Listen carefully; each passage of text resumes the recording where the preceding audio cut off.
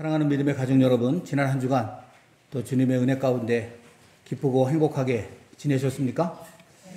세상살이야 힘들고 어려울 수 있었겠지만 우리 마음에 주시는 우리 하나님의 은혜와 평강이 늘 우리와 함께 하시는 줄로 믿습니다.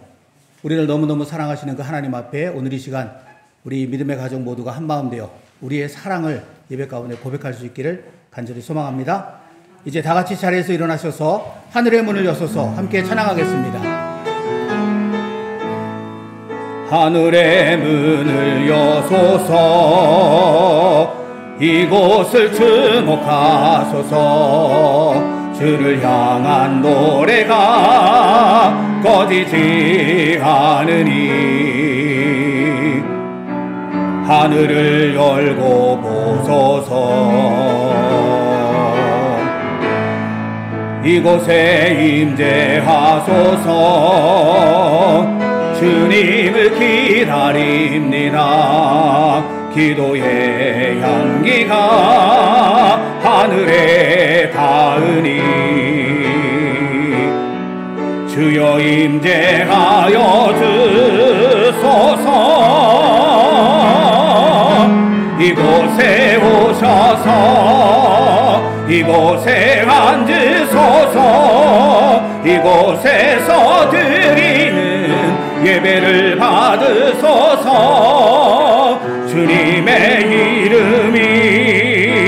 주님의 이름만이 오직 주의 이름만 이곳에 있음. 이곳에 오셔서 이곳에 앉으소서. 이곳에서 드리는 예배를 받으소서. 주님의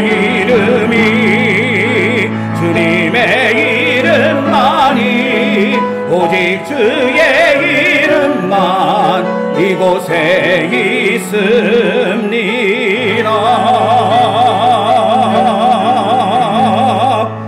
아멘. 다 같이 자리에 앉으셔서 이 시간에는 시편 46편의 말씀을 함께 보고 또 들으면서 잠시 묵상으로 기도하는 시간을 갖도록 하겠습니다. 제46편 고라자손의 시, 인도자를 따라 알라못에 맞춘 노래.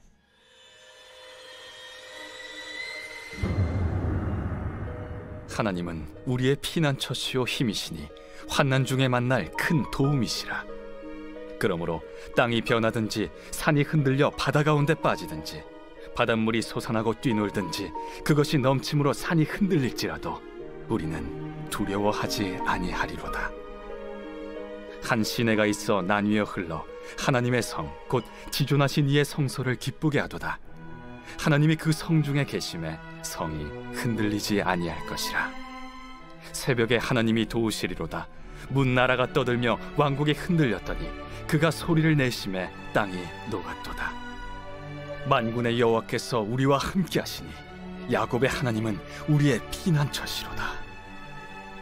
와서 여호와의 행적을 볼지어다. 그가 땅을 황무지로 만드셨도다. 그가 땅 끝까지 전쟁을 쉬게 하시며 활을 꺾고 창을 끊으며 수레를 불사르시는도다. 이르시기를 너희는 가만히 있어 내가 하나님 됨을 알지어다. 내가 문나라 중에서 높임을 받으리라. 내가 세계 중에서 높임을 받으리라 하시도다. 만군의 여호와께서 우리와 함께 하시니 야곱의 하나님은 우리의 피난처시로다.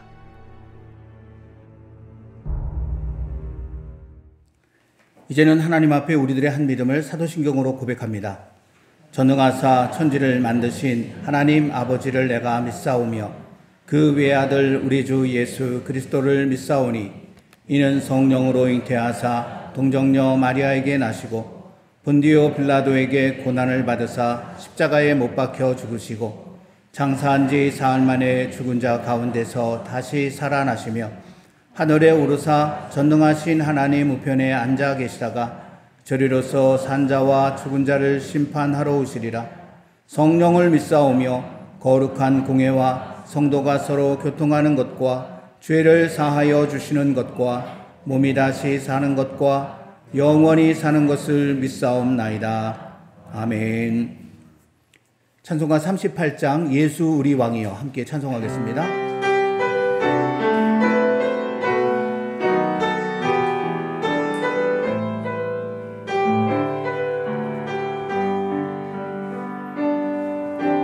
예수 우리 왕이여 이곳에 오셔서 우리가 왕께 드리는 영광을 받아 주소서.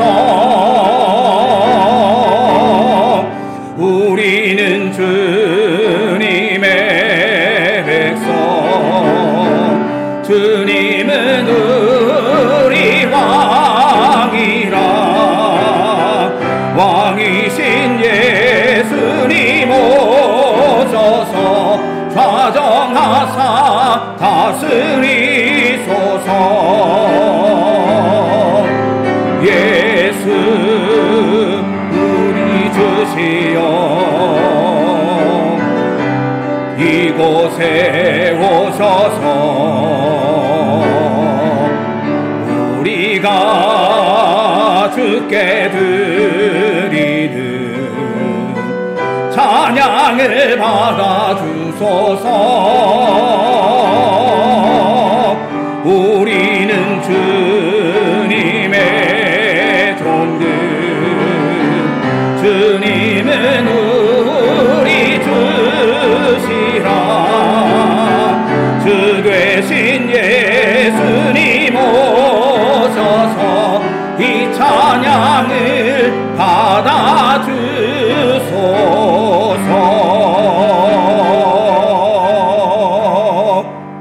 아멘. 김성환 안수 집사님께서 예배기도 인도하시겠습니다.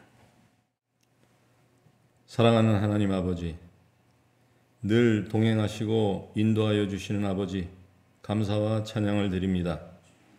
변치 않으시는 아버지의 사랑 안에서 평안을 누리며 사는 저희들, 평안을 당연히 여겨 감사를 잊지 않게 하여 주시옵소서. 저희들의 부족함과 죄악된 생각들을 용서하시고 아버지를 더욱더 사랑하며 이웃을 사랑할 수 있게 하여 주시옵소서. 저희들이 원하여 태어난 세상이 아닙니다. 아버지의 뜻을 따라 이 땅에 왔으니 아버지께서 불러주신 뜻을 잊지 않게 하시고 각자에게 맡겨진 사명을 기쁘게 감당하고 아버지께 영광 드리는 기쁨을 허락하여 주시옵소서. 주어진 시간 헛되이 낭비하지 않게 하시고 주어진 달란트를 잘 활용하여 충성된 종이라 부름을 받는 저희들 되게 하여 주시옵소서. 세상이 혼란스럽지만 아버지의 자녀된 저희들, 두려워 말라고 하신 아버지의 말씀을 따라 더욱더 강건하여지고 세상을 넉넉히 이기게 하여 주시옵소서. 교만하지 않게 하시고 저희들 자신이 미약함과 아버지의 전능하심을 잊지 않게 하여 주시옵소서.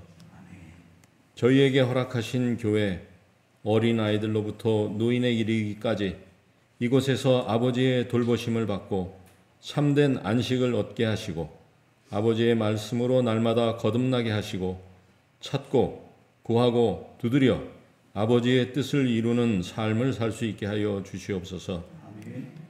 팬데믹으로 인해 수고한 권속들 위로하여 주시고 어려움을 당했던 가정들 속히 회복되게 하여 주시고 이제까지 무사히 인도하여 주신 아버지께 가정마다 감사와 찬양이 넘치게 하여 주시옵소서. 저희들의 고국 대한민국 아버지의 뜻이 이루어지기를 간구합니다. 적과 아군을 구별할 줄 아는 지혜를 주시고 모든 문제의 답은 아버지의 말씀을 순종하는 데 있다는 것을 보여주시옵소서. 아버지의 뜻이 이루어져 모든 것이 합하여 선을 이루는 아버지의 나라 되게 인도하여 주시옵소서. 저희가 사는 스페인 이제까지 영화가 아버지께로부터 왔다는 것을 깨닫게 하여 주옵소서. 감사하게 하여 주시옵소서. 닥쳐오는 어려움 속에서 마음이 더 강팍해지는 것이 아니고 회개하고 돌아와 아버지로 인하여 얻었던 영광을 기억하고 아버지께 다시 돌아오는 나라 되게 하소서. 사랑이 더욱더 넘치는 나라 되게 하시고 복을 허락하여 주시옵소서. 저희 교회에서는 아버지의 나라가 이 땅에 확장되는 데 쓰임받는 인물들이 많이 나오게 하시고 아버지께서 기뻐하시는 젊은이들이 많이 배출되어 아버지를 영화롭게 하는 교회 되게 하여 주시옵소서. 세상이 아무리 어지럽고 전쟁의 흉흉한 소식이 들릴지라도 아버지의 사랑을 믿고 저희들에게 맡겨진 사명을 잘 감당하고 담대히 주어진 삶을 감사함으로 살게 하시고 모든 것을 아버지께서 주관하시고 인도하심을 잊지 않게 하여 주시옵소서. 교회를 위해 수고하고 애쓰는 권속들, 목사님과 사모님, 하늘로부터 임하는 은사가 차고 넘치게 하시고 힘들고 어려운 일들 그리고 건강을 아버지의 사랑으로 가득 채워 회복시켜 주시기를 간구합니다. 함께하지 못하는 가족들, 아버지의 사랑과 섬세한 돌보심 아래서 안전하고 행복하게 하시고 감사가 넘치는 삶으로 인도하여 주시옵소서. 저희 성도들 모두 주님의 사랑으로 넘치는 축복을 받기를 기원하오며 모든 말씀 나사렛 예수 그리스도 이름으로 기도드립니다. 아멘.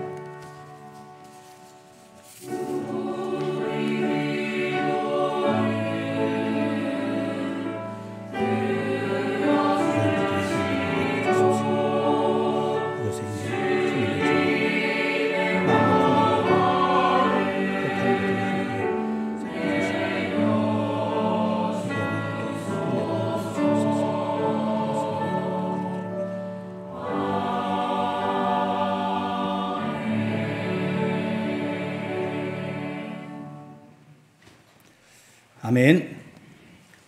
오늘 우리에게 주시는 하나님의 말씀은 데살로니가전서 1장 5절 말씀입니다. 데살로니가전서 1장 5절 말씀. 신약성경 329면 우리 하나님의 말씀을 다 같이 한 목소리로 받들어 읽겠습니다. 이는 우리 복음이 너희에게 말로만 이른 것이 아니라 또한 능력과 성령과 큰 확신으로 된 것입니다.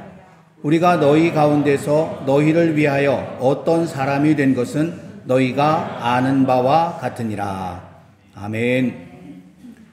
이 시간에 주 찬양대가 주께 경배하네 라는 제목의 찬양을 하나님 앞에 올려드리겠습니다.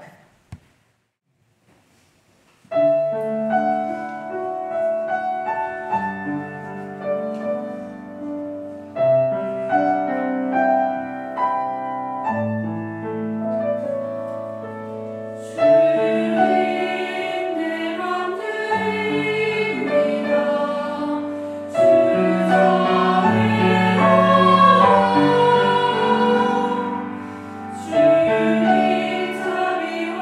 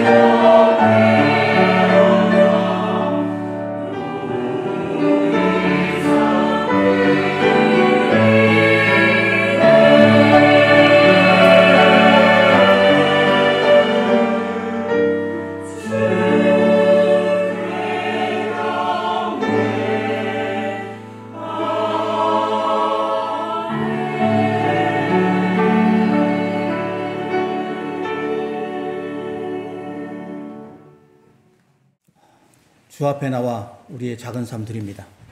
주께 경배하네. 이 마지막 찬양의 가사가 마음에 이렇게 착 내려앉는 그런 느낌을 받습니다. 하나님 앞에 드릴 최고의 예배는 사실은 우리의 삶이라는 거 다시 한번 마음속에 깊이 생각하게 됩니다. 하나님께서 귀한 찬양 기뻐 받으셨을 줄 믿습니다. 우리는 지난 주일에 어리고 연약한 것만 같았던 데살로니가인의 교회가 어떻게 모든 믿는 자의 본이 될 수 있었는가에 대한 말씀을 함께 나누었었습니다. 그 이유를 한마디로 정리하자면 그들은 주님이신 예수님과 믿음의 선배인 사도 바울을 잘 본받았기 때문이었습니다. 이를 조금 더 자세히 설명한다면 다음과 같습니다. 데살로니가인의 교회는 예수님을 그들의 주님으로 모셔드린 후 그 주님처럼 살고 싶다는 간절한 소망이 생겼지만 정작 예수님에 대하여 배울 기회도 없었고 그래서 잘 알지도 못했었습니다. 하지만 그들은 잠시나마 그들을 찾아와 예수님의 복음을 전해준 사도 바울이 예수님을 너무나 잘 알고 있는 사람이고 또 누구보다 그 예수님을 본받아 살아가고 있는 그런 사람임을 알고는 열심히 그 사도 바울을 본받고자 했습니다. 사도 바울을 본받으면 자신들도 예수님을 본받는 사람이 될 수 있다라는 확신을 가지고 그렇게 했다는 것이죠. 그로 인해 데살로니가인의 교회에는 예수님의 모습이 넘쳐나게 되었고 모든 믿는 자의 본이 될 수 있었던 것입니다. 이렇게 데살로니가인의 교회는 잘 본받았기 때문에 아름다운 본이 될 수 있었습니다. 이는 오고 오는 모든 세대에 그리스도인의 교회에 적용될 수 있는 굉장히 중요한 영적 원리입니다. 그러므로 오늘 우리 마드리드 한인 장로교회가 이 시대의 모든 믿는 자의 본이 되려면 우리는 먼저 잘 본받는 자가 되어야 합니다.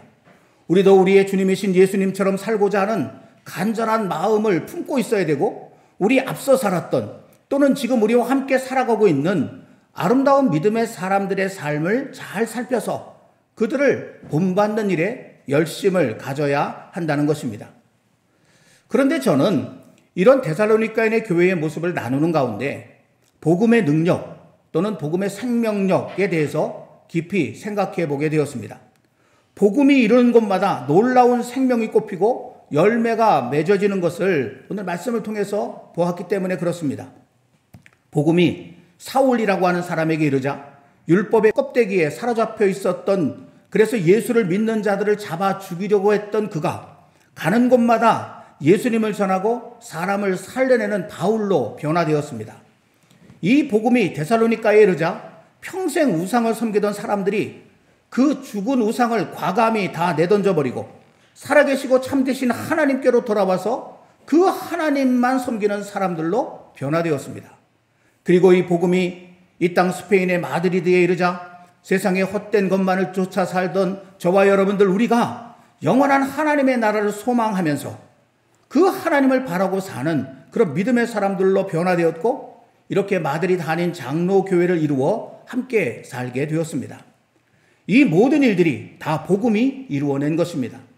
그렇습니다. 복음은 살아있습니다. 살아있는 정도가 아니라 복음 안에는 놀라운 생명의 힘이 있어서 이 복음이 이루는 곳마다 생명의 꽃을 피워내고 마침내 풍성한 열매를 맺게 하고야 마는 것입니다. 복음은 어둠이 있는 곳에 빛을 가져다 주며 절망이 있는 곳에 희망을 심고 의심이 있는 곳에 신뢰를 회복시킵니다. 그리고 슬픔이 있는 곳에 기쁨이 넘쳐나게 합니다.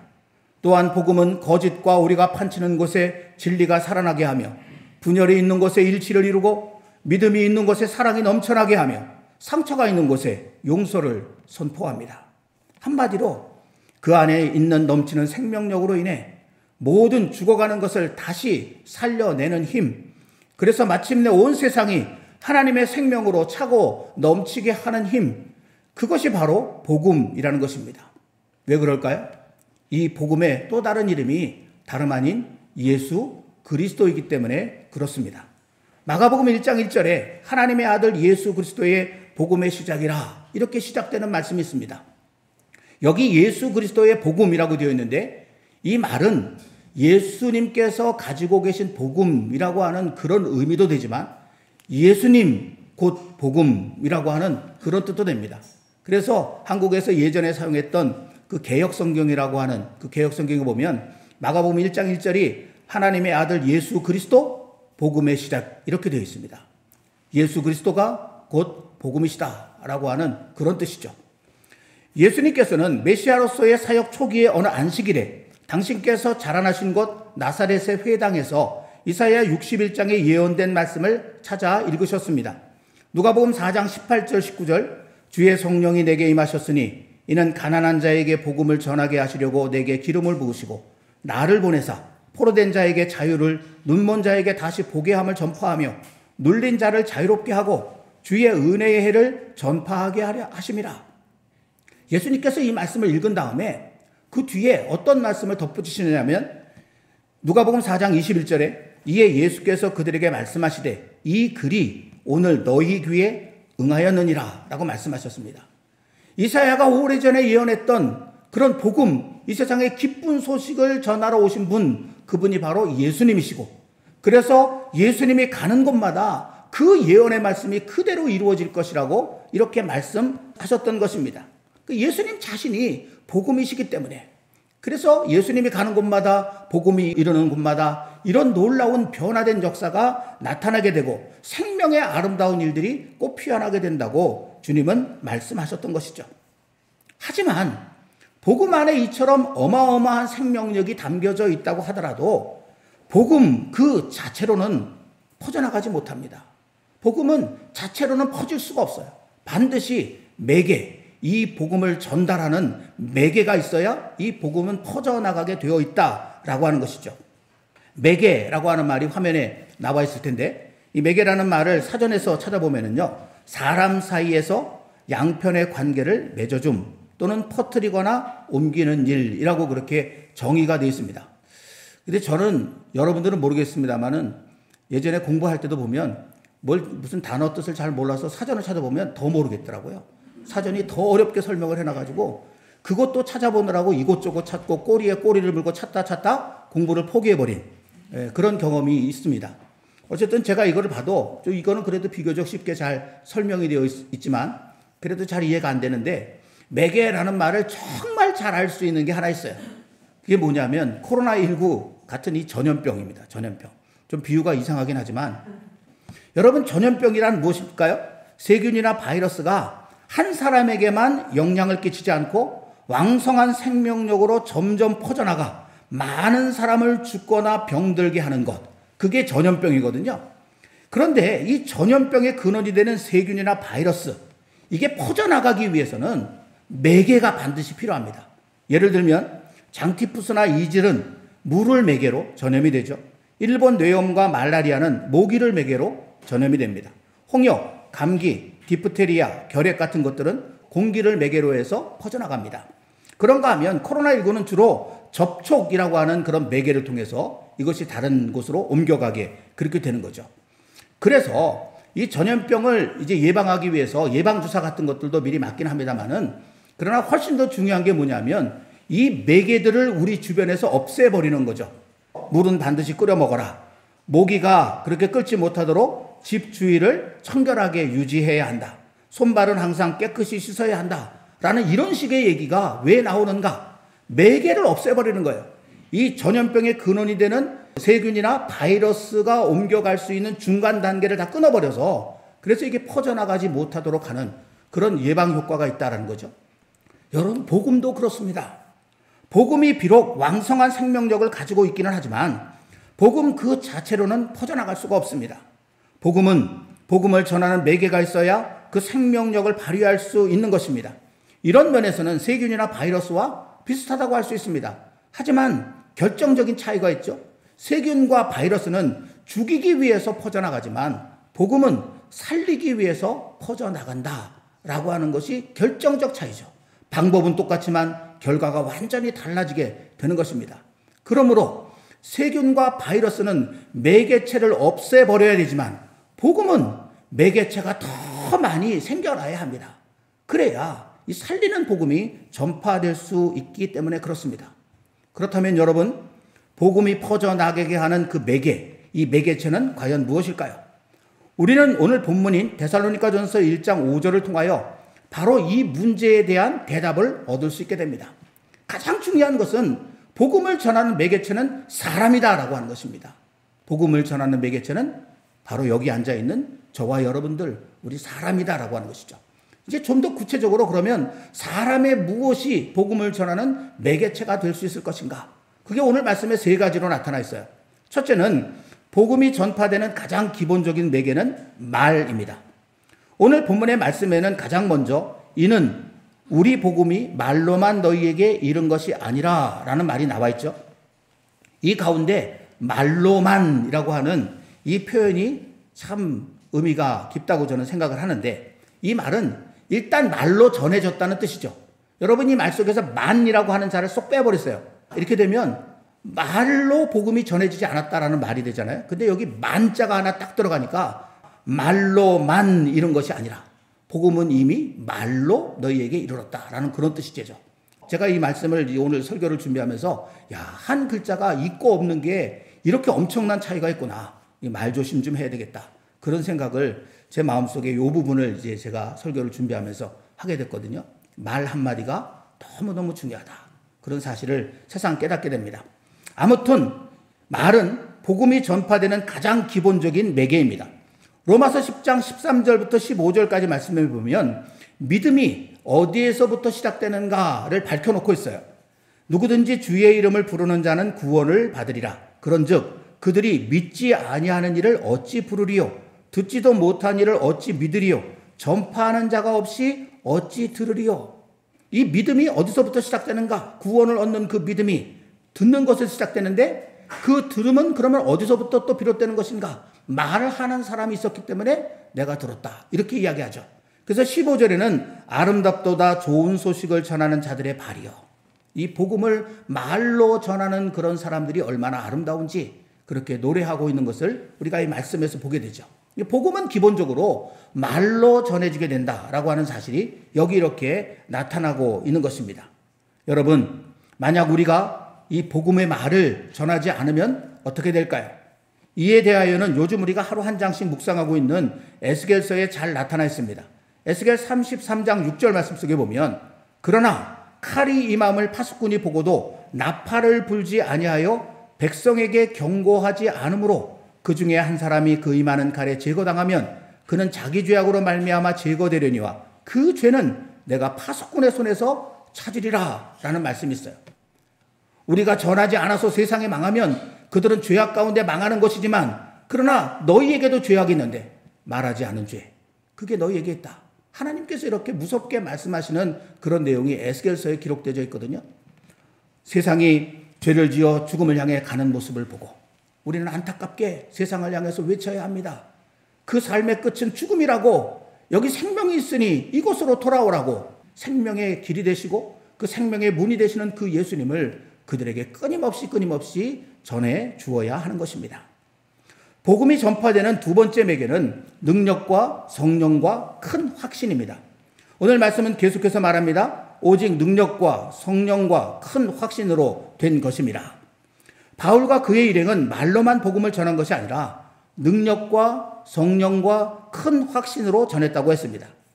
그런데 이 능력과 성령과 큰 확신은 사실은 이게 따로따로 떨어져 있는 것이 아닙니다. 이 모든 것들이 다 하나의 덩어리인데, 성령이 원동력이 되어 외적으로는 능력이 나타나고 내적으로는 큰 확신이 이루어지게 되었다라고 하는 그런 뜻이거든요. 근데 여기서 이제 또 우리가 생각해 봐야 될 것은, 그럼 능력이라고 하는 것이 도대체 뭔가? 우리는 능력 그러면 기적, 이적 이런 것들을 행하는 그런 것을 생각하지 않습니까? 그런데 헬라어로 이 성경을 보면은요, 이적 또는 기적이라는 뜻을 가진 뒤나메이스라고 되어 있지 않고요, 뒤나메이라고 그렇게 되어 있습니다. 좀 표현이 좀 달라요. 헬라어 성경으로 보면. 그럼 뒤나메이는 무슨 뜻인가? 이 뒤나메이는 다른 사람의 마음을 움직이는 내적 힘, 그걸 가리키는 말입니다. 자기 안에 뭔가 강한 어떤 힘이 있어서 그 사람 자체가 딱 보면 다른 사람에게 어떤 큰 영향력을 끼치는, 여러분 그런 사람 만난 적 있죠? 앞에 서기만 해도 압도당하는 느낌을 받는 그런 사람들. 바울 안에 성령께서 충만해 계셔서 그 바울이 딱 서는 것만으로도, 그 바울을 보는 것만으로도 은혜가 됐다.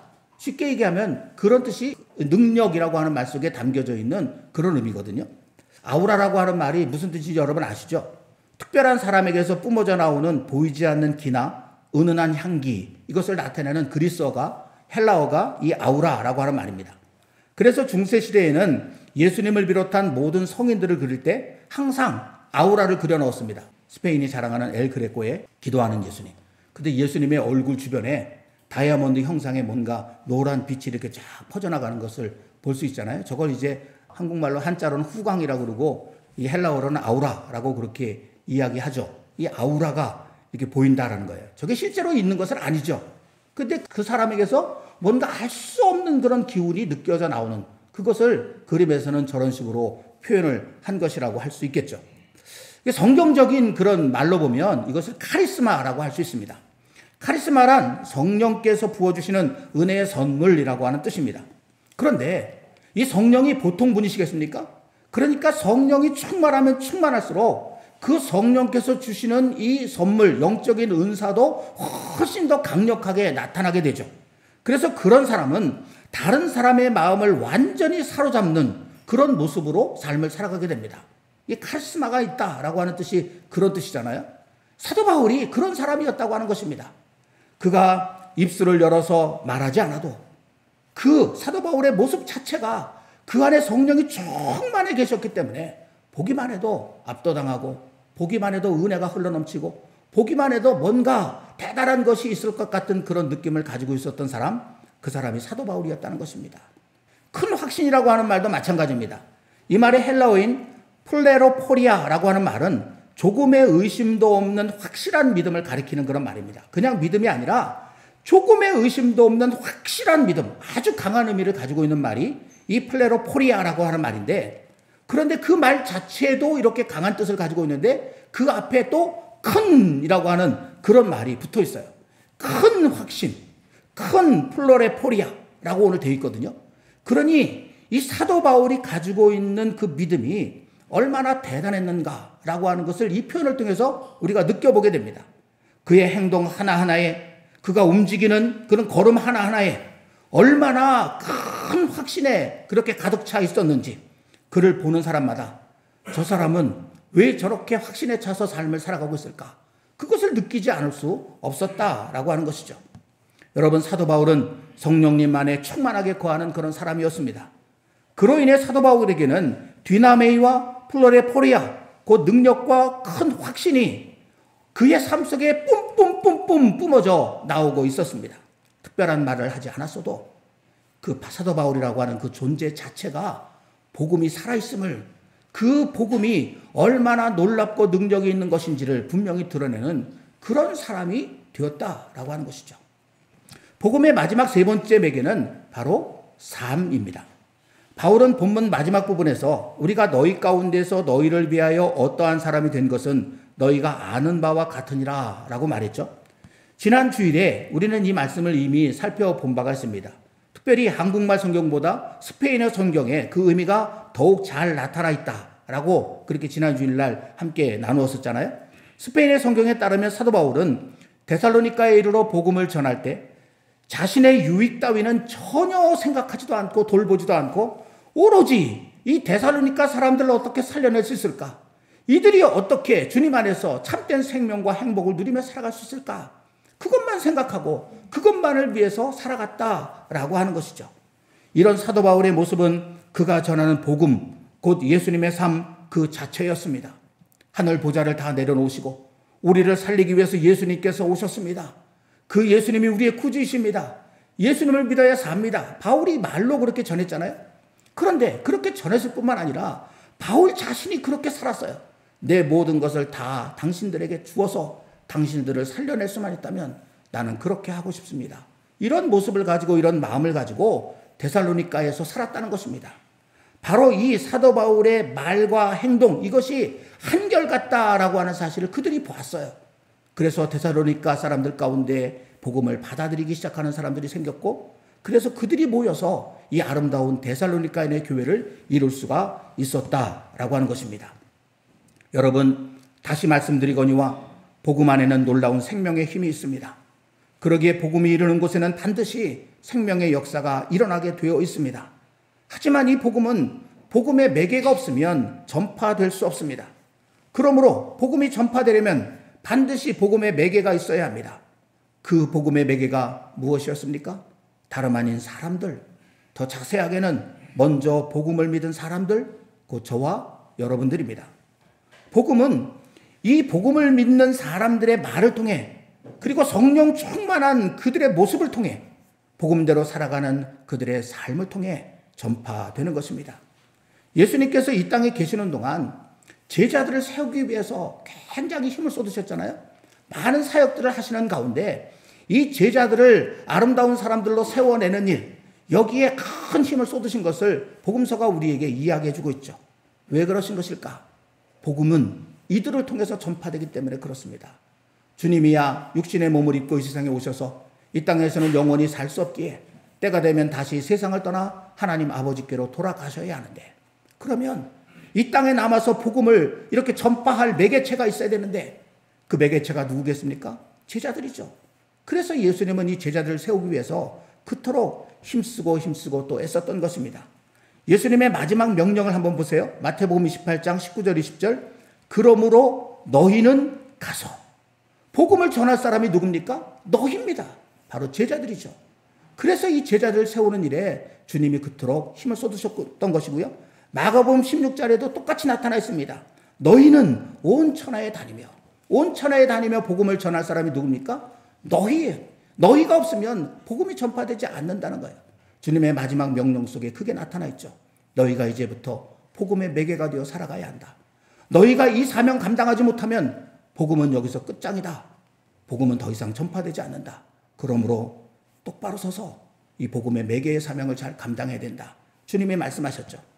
특별히 우리 주님께서는 부활하신 후 하나님 아버지께로 돌아가시기 전에 제자들에게 한 가지를 신신당부하셨습니다. 그게 뭐냐면 성령이 너희에게 임하시기를 기다려라 라는 것입니다. 누가복음 24장 49절에도 너희는 위로부터 능력으로 입혀질 때까지 이 성에 머물라 라고 그렇게 말씀하셨고요. 사도행전 1장 4절에서도 내게서 들은 바 아버지께서 약속하신 것을 기다리라. 성령이라는 것 우리가 잘 알고 있잖아요. 성령이 임하셔야 된다. 그 성령님이 너희 안에 충만하게 거하셔야 된다. 그래서 너희의 모습 자체가, 너희의 존재 자체가 복음이 되어야 된다. 그렇게 우리 주님은 말씀하셨던 것이죠. 그것이 복음을 전파하는 너무너무 귀한 모습이기 때문에 그렇다라고 하는 것입니다. 여러분, 복음이 있는 곳에는 무엇이 나타날까요? 사도행전 1장 8절 말씀 속에 보면 거기 능력이 나타난다라고 되어 있어요. 오직 성령이 너희에게 임하시면 너희가 권능을 받고, 성령님이 함께 계시는 곳에는요, 거기 아우라가 나타나게 된다는 것입니다. 거기 하나님의 놀라운 카리스마가 함께 임하게 된다는 거예요. 우리 스스로에게서는 내뿜을 수 없는 그런 놀라운 힘이 성령을 통해서 우리로부터 나타난다는 것입니다. 그래서 우리가 가는 곳마다 귀신들은 꿇어 엎드리게 되어 있고요. 수많은 사람들이 그 예수님의 능력 앞에 엎드려 복종할 수밖에 없게 된다라고 하는 것입니다. 사랑하는 믿음의 가족 여러분, 지금 우리 주님께서는 복음의 매개가 될 사람을 찾고 또 찾고 계십니다. 왜냐하면 디모데전서 2장 4절에 나와 있는 것처럼 하나님께서는 여전히 모든 사람이 구원받길 원하고 계시기 때문에 그렇습니다. 이 복음이 자꾸 퍼져나가길 원하고 계신다는 거예요. 그래서 복음의 매개가 될 사람을 지금도 찾고 계신다는 것이죠. 하지만 누가복음 10장 2절에 보면 세월이 지나갈수록 복음의 매개가 될 사람들이 점점 적어지고 있는 모습을 보면서 우리 주님이 너무너무 안타까워하시는 그런 모습이 여기 나타나 있습니다. 추수할 것은 많되 일꾼은 적다. 주님께서 세상을 바라보시면서 그렇게 안타깝게 말씀하시는 것이 여기 기록되어지지 않습니까? 여러분, 저는 우리 마드리드 한인 장로교회가 주님의 이 안타까움을 씻어줄 수 있는 이 시대에 복음의 매개자로 우뚝 설 수 있게 되기를 간절히 소망합니다. 그러려면 먼저 우리는 우리의 입술로 복음을 전하는 일에 힘써야 합니다. 여러분이 살아가는 모든 삶의 자리에서 기회를 얻든지 못 얻든지 디모데후서 4장 2절에 너는 말씀을 전파하라. 때를 얻든지 못 얻든지 항상 힘쓰라. 이게 사도 바울의 유언이거든요. 이 디모데후서가 사도 바울의 유언서인데 사도 바울이 이 땅을 떠나가면서 마지막 남긴 말이 무엇입니까? 복음을 전파하는 데 힘을 써야 된다. 말로, 너희들의 입술로 때를 얻든지 못 얻든지 복음을 전하라. 그렇게 부탁하고 가셨거든요. 이 사명을 우리가 이어받아서 살아가야 한다라는 것입니다. 그러나 어떤 의미에서는 이보다 더 중요한 것이 있습니다. 우리가 성령 충만을 간절히 구하는 것, 바로 그것입니다. 성령님이 임하시면 갈라디아 5장 22절 23절에 기록된 것처럼 우리의 삶에는 성령의 열매가 맺히기 시작하는데, 그 성령의 열매는 사랑과 희락과 화평과 오래 참음과 자비와 양성과 충성과 온유와 절제라고 되어 있습니다. 성령님이 충만하게 임하시면 우리의 삶 속에 나도 모르게 이런 열매들이 맺어지게 된다는 것이죠. 그래서 우리가 살아가는 그런 모습 자체가 사람들의 마음을 감동시키고 그들의 삶을 예수님께로 인도하게 되고, 나도 저 예수님을 믿고 싶다고 말할 수 있게 그렇게 된다라고 하는 것입니다. 다시 말하면 오늘 말씀에 기록되어 있는 이 뒤나메이와 플로레포리아, 그 능력과 큰 확신이 우리에게서도 나타나게 된다라고 하는 것입니다. 무엇보다 우리가 살아가는 모든 삶의 자리, 가정, 학교, 직장, 동네, 모임, 운전, 대중교통, 길을 걷는 것 등 우리 삶의 모든 자리에서 내가 믿는 바 복음, 곧 예수님의 가르침과 삶을 따라 살아가야 합니다. 그래야 나를 통해 예수님, 곧 복음이 세상으로 전파될 수 있다고 하는 것입니다. 반대로 우리가 말은 그렇게 해놓고 이 예수님의 말씀을 따라 삶을 살아가지 않으면, 그러면 복음은 전파되지 않습니다. 오히려 복음은 가로막히게 되어 있다라고 하는 것이죠. 요한복음 13장 34절 35절에서 예수님은 이렇게 말씀하셨습니다. 새 계명을 너희에게 주노니 서로 사랑하라. 내가 너희를 사랑한 것 같이 너희도 서로 사랑하라. 너희가 서로 사랑하면 이로써 모든 사람이 너희가 내 제자인 줄 알리라. 너희가 서로 사랑하면, 그렇게 삶을 살아가면 세상이 너희가 내 사람인 줄 알게 될 것이고, 그 아름다운 사랑 속으로 나도 들어가 함께하고 싶다고 자기 발로 찾아오게 될 것이다. 주님께서 그렇게 말씀하셨죠. 초대 예루살렘 교회가 그런 교회였거든요. 물론 처음에 제자들이 예수님에 대해서 설교를 했었죠. 근데 한 번의 설교에 수천 명의 사람들이 다 예수님을 믿고 세례를 받고 교회를 이루게 됐는데, 그들을 돌보는 일이 사실은 만만치가 않았을 거예요. 나중에는 여기저기서 불평이 나올 정도로 힘들고 어려운 일이었죠. 그래서 사도들이 이 예루살렘 교회를 돌보는 일에 전심을 기울일 수밖에 없었습니다. 그러니까 나아가서 복음을 이렇게 전도하거나 하는 일, 그런 일들이 초창기에는 이 예루살렘 교회가 처음 생겨졌을 때는 사실은 그렇게 쉽지 않았어요. 그런데 놀라운 일이 있었잖아요.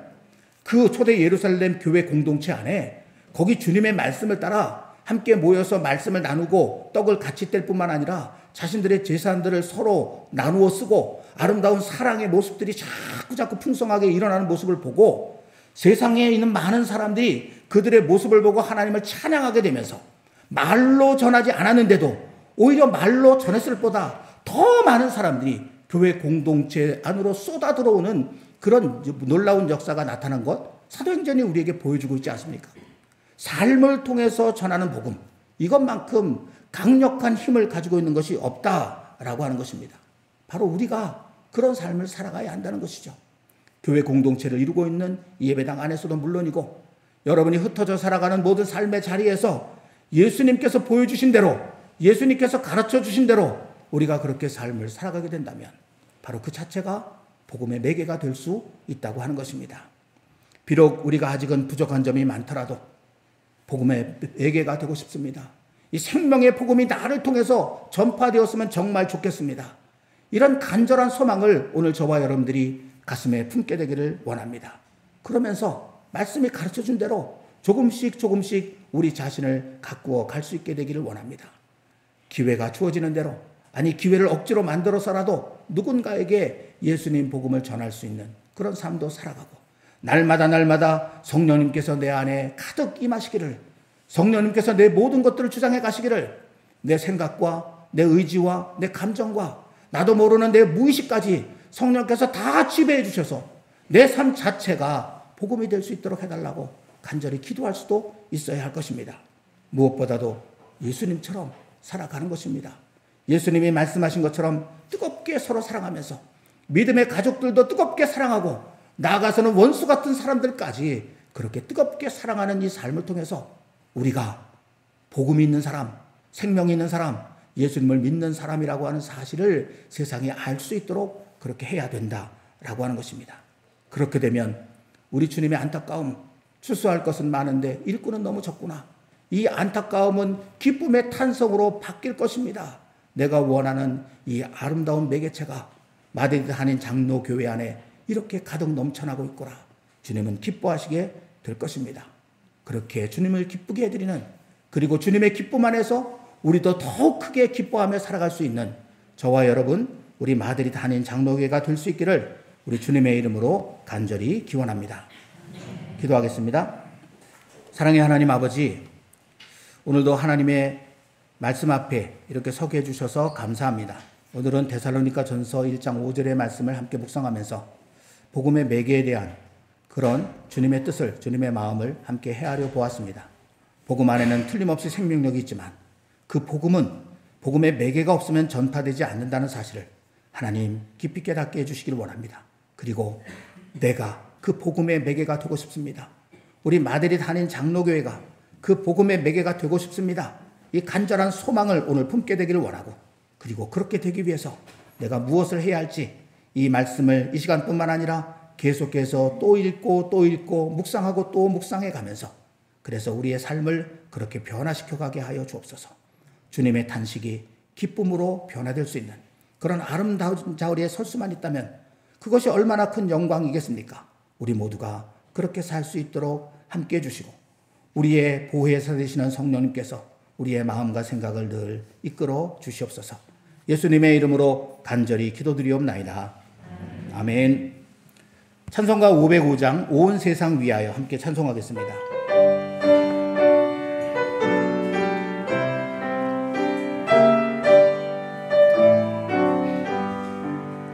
온 세상 위하여 나 복음 전하리. 만 백성 모두 나와서 주 말씀 들으라.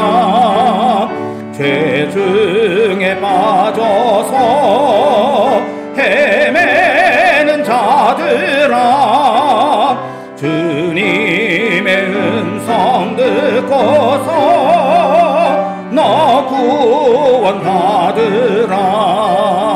전하고 기도해 매일 증인 되리라. 세상 모든 사람 다 듣고 그 사랑 알도록 온 세상 위하여 이 복음 전하리. 저 죄인 회개하고서 주 예수 믿으라. 이 세상 구하려 주 돌아가신 것 나 증거하지 않으면 그 사랑 모르리. 전하고 기도해 매일 증인 되리라. 세상 모든 사람 다 듣고 그 사랑 알도록 온 세상 위하여 주 은혜 임하니. 주 예수 이름 힘입어 이 복음 전하자. 먼 곳에 나가서 전하지 못해도 나 어느 곳에 있든지 늘 기도 힘쓰리. 전하고 기도해 매일 증인 되리라. 세상 모든 사람 다 듣고 그 사랑 알도록. 아멘. 다 같이 일어나셔서 봉헌하겠습니다. 나의 하나님 받으소서. 주께 드리는 이 예물을 소리 높여 감사로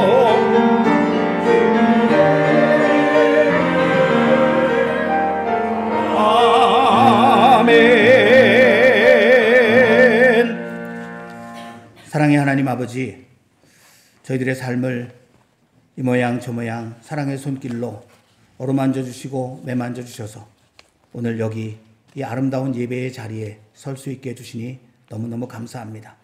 우리가 오늘 주님 앞에 이렇게 서 있을 수 있음이 우리를 향한 하나님의 놀라운 사랑과 은혜의 증거임을 우리 마음이 깊이 깨닫게 되기를 원하고, 그리고 그 하나님은 이제 이후로의 삶 속에서도 우리를 한순간도 떠나가지 않으시고 우리를 지키시고 보호하시고 인도하셔서 마침내 영원하고 아름다운 땅에 서게 하신다는 사실을 또한 우리가 이 시간 깊이 깨닫게 되기를 원합니다. 그 주님의 지나간 날들 베풀어 주셨던 사랑, 그리고 앞으로 베풀어 주실 그 놀랍고 크신 사랑, 이 시간에 마음 가득히 느끼면서 여기 작은 예물을 구별하여 예물 속에 그 마음 담아 감사와 더불어 하나님 앞에 바쳐 올려드리오니 이 예물도 우리의 마음도 우리의 삶도 받아 주시옵소서. 그리고 이제 이후로 저희들의 마음과 생각을 늘 붙잡아 주셔서 이 땅을 살아가는 동안 우리 자신이 주님의 복음, 그 생명의 복음을 나타내며 증거하며 전하며 사는 그런 매개의 삶을 잘 살아갈 수 있도록 인도해 주시기를 원하며, 그 모습이 하나님 아버지께 기쁨이 되고 하나님 아버지의 기쁨은 다시 우리의 삶의 축복이 되는 이런 아름다운 영적 선순환이 우리의 삶에 끊임없이 이어져 가도록 주님 함께하여 주옵소서. 성령님께서 날마다 우리의 마음을 붙잡아 하나님 앞에 세워주시기를 이 시간 간절히 요청합니다. 성령님 한순간도 떠나가지 마시고 때로는 우리의 마음이 흔들릴 때마다 우리의 마음 꼭 붙잡아 주셔서 주님 앞에 바르게 서게 하여 주옵소서. 우리와 우리의 자녀들, 우리의 가족들, 우리와 관계된 모든 것들, 이제 또 이 한 주간 동안 치열하게 세상 속에서 삶을 살게 될 텐데 주님과 주님의 말씀에 맞게 올려드리오니 어떤 상황, 어떤 자리에서도 마음의 평안을 잊어버리지 않게 하시고 세상의 모든 어려움들을 이겨낼 수 있는 지혜와 능력을 공급받아 잘 감당하며 이기며 승리할 수 있도록 인도해 주시고, 다음 주일 예배당에서 더욱 기쁜 얼굴로 환한 얼굴로 주님이 어떻게 우리의 삶을 인도해 오셨는지 서로 자랑하면서 만날 수 있게 하여 주시옵소서. 감사하며 예수님의 이름으로 봉헌 기도 드리옵나이다. 아멘. 자리에 앉으시기 바랍니다. 주위에 있는 분들과 인사하겠습니다. 미고사추 교회 소식 함께 나누겠습니다. 주보를 보시거나 화면을 보시기 바랍니다. 저희가 이제 교회 역사 40년을 지나고 50년을 바라보면서 우리 교회의 미래를 지금 생각하며 함께 기도하고 있죠. 특별히 우리 다음 세대를 생각하면서 여러분 많이 기도해 주시고, 지금으로서는 무슨 일을 우리가 해야 할지 사실은 막연한 부분들이 없지 않아 있지만 우리가 기도하다 보면 주님께서 열어주시는 길들이 있으리라 그렇게 생각을 하거든요. 그 길을 따라 걸어가면 아름다운 그런 자리에 이르게 될 줄 믿습니다. 함께 기도해 주시길 바랍니다. 또 이번 한 주간에도 성령님께서 부어주시는 힘으로 날마다 지속 가능한 믿음의 삶을 잘 살아가시길 바라고요. 다음 주일은 종교개혁 기념주일이죠. 그래서 오전 예배, 이 시간 예배를 중고등부와 같이 우리 찬양팀이 인도하는 찬양 예배로 그렇게 드리려고 준비하고 있습니다. 그리고 예배 중에 성찬식도 그렇게 베풀려고 하니까 전통적으로 이 종교개혁 기념주일에는 성찬식을 베풀어 왔거든요. 그래서 저희도 성찬식을 베풀려고 하니까 마음의 준비들을 잘 해주시면 좋겠습니다. 그리고 종교개혁을 생각하는 이 10월을 맞아서 실천적 신앙운동, 신앙도서 한 권 클리어하기, 지금 운동을 전개하고 있죠. 이제 한 주 남았어요. 한 주. 이번 한 주간 동안 여러분이 읽으실 책들 잘 읽으시고 그 가운데 마음에 남는 명문장 하나씩 그렇게 공유해 주시도록 했는데, 오픈 채팅방을 만들었잖아요. 지난번에 그 단톡방을 통해서 여러분들께 주소를 다 알려드렸는데 주보에 QR코드가 하나 새겨져 있어요. 그 QR코드를 휴대폰 사진으로 이렇게 찍으면 그럼 단톡방으로 바로 연결되도록 그렇게 만들어 놨으니까 주보에 있는 QR코드를 잘 활용해 주시면 좋을 것 같고요. 이제 이 두 분이 지금 오픈 채팅방에 들어오셔서 거기에 그 명문장을 남겨놓으셨어요. 두 분이. 궁금하시면 500원이 아니라 궁금하시면 들어와 보세요. 네. 거기 들어와서 보시고 여러분들도 함께 참여해 주시면 좋겠습니다. 거기 올려진 거는 나중에 이렇게 다 모아서 예쁜 그런 우리 마드리드 한인 장로교회의 또 믿음의 명문장이라고 하는 그런 타이틀을 가지고 카드를 만들어서 여러분들께 다 나눠드리려고 하니까 많이 참석해 주시면 고맙겠습니다. 한 주 남았습니다. 11월 1일부터 21일까지 해마다 다니엘 기도회 우리가 온라인으로 참여하고 있는데 이 금년에도 역시 마찬가지로 함께합니다. 앞에 현수막이 있죠? 잘 살펴봐 주시고 은혜의 시간 놓치지 않기를 바랍니다. 그리고 또 이 11월 달에는 이상하게 이렇게 은혜의 그 기회들이 이번에 많아졌어요. 11월 첫째 주일 날 이용규 선교사님이 우리 마드리드에 이렇게 지나가시는 길에 붙잡아서 우리 교회에서 말씀을 같이 나누도록 그렇게 준비가 되어 있습니다. 11월 첫째 주일 이용규 선교사님 초청 예배 우리 또 중고등부도 같이 한다고 그러니까 함께 해주시면 좋을 것 같습니다. 그리고 마드리드 선교교회가 예배당을 이전했어서 10월 31일 월요일 날 이전 감사 예배를 드리는데 목회자들을 중심으로 그냥 간단히 그렇게 하시겠다 그래서 여러분들에게는 아마 초청장에 안 갔을 거예요. 그러니까 그렇게 아시고 기도만 해주시면 좋겠고요. 오늘 예배가 마치면 잠깐 10월달 생일 축하를 이어서 갖도록 하겠습니다. 끝까지 함께 해주시면 좋겠고요. 주보에 제가 미처 실어드리지 못했는데 유럽에는 이제 소위 썸머타임제라고 하는 일광 절약 시간제가 적용이 돼서 이 여름 기간 동안에는 1시간이 이렇게 뒤로 가는 그게 있죠. 근데 다음 주일부터 그게 원상 회복되죠. 다음 주일 새벽에 그게 다시 원상 회복돼 가지고 근데 이번에는 제가 특별히 신경 써서 광고를 안 해도 될 것 같아요. 왜냐하면 그냥 놔두면 1시간 일찍 오실 것이기 때문에 그래서 어쨌든 이게 썸머타임이 해제가 된다는 거 여러분이 아시면 좋을 것 같습니다. 성경 공부 열심히 참여해 주시고요. 기도 모임도 직접 오시든지 기도 제목을 공유해 주시든지 그렇게 해주시면 좋겠고 교회 학교 보이지 않는 가운데 지금 계속 열심히 예배 드리고 있는데 우리 선생님들 우리 아이들 꼭 축복해 주시기를 바랍니다. 온라인 헌금도 잘 활용해 주시고요. 이단 늘 조심하시기 바라고요. 선교 동역하는 선교지와 선교사님들을 위해서 끊임없이 기도해 주시기를 부탁을 드립니다. 이제 다 같이 자리에서 일어나셔서 하나님의 약속 함께 찬송하고 삶을 향해 나아가겠습니다. 여호와는 너에게 복을 주시기를 원하며 너를 지키시기를 원하시며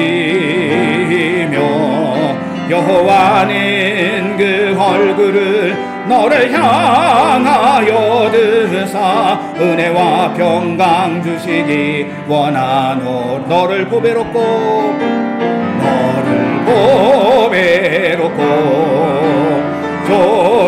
존귀하게 여기시는 하나님이 내 삶 속에서 이 약속을 신실하게 이루시리 땅에 기름진 것으로 하늘에 신령한 것으로 너를 복주시고 지키실 하나님이 너의 영혼 잘 되도록 은혜 베푸시며 평강으로 인도하시리.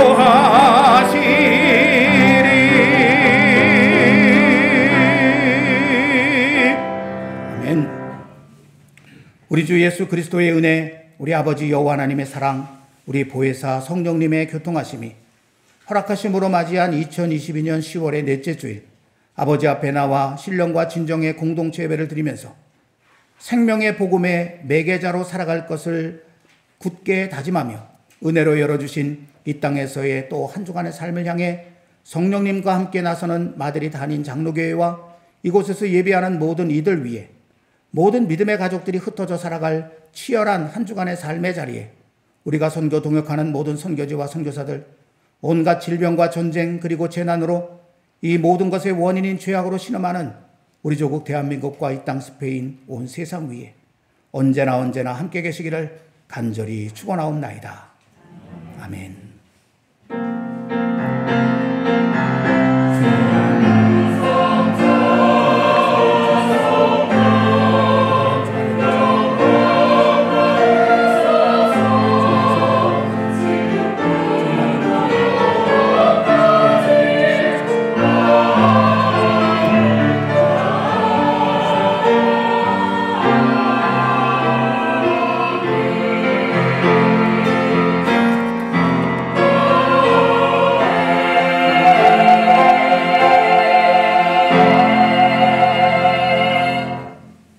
하나님께 감사와 영광의 박수 올려드리겠습니다. 할렐루야.